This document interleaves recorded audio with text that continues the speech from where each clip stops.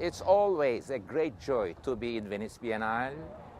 Just first, it's a spectacle for the eyes and mind open. Every time it's mind opening, and of course, seeing the contemporary art scene as it is. That, for example, I admire the work of Fiona Hall, and again I saw her work in Australian pavilion. Great. And I'm also introduced to new artists, new ways of seeing things, and also the old nostalgic left Marxism is around, which is okay and which is interesting.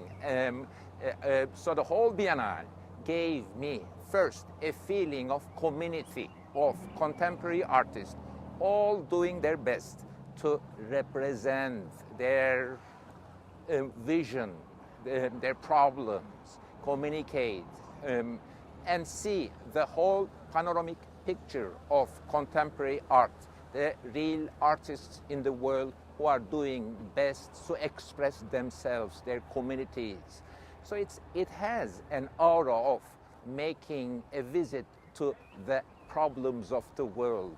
And always one hopes that the expression, communication, representation, art pleases the eye and provokes the mind.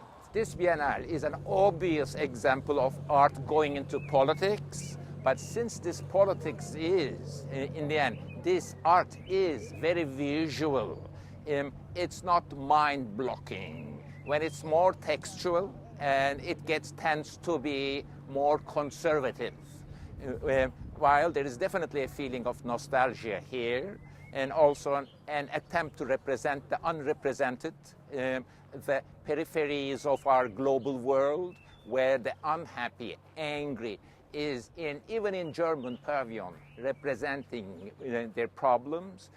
So in that sense, of course, contemporary art has always been political. And I know the problems of political arts.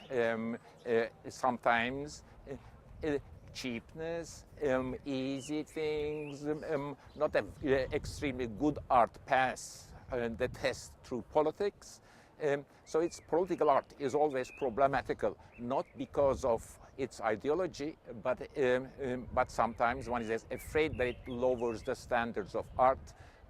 But I think this is not the case here in Venice Biennale, and I'm sure people will discuss this Biennale by its politics, but on the other hand, the scale, the richness of humanity it represents transgresses the old-fashioned politics.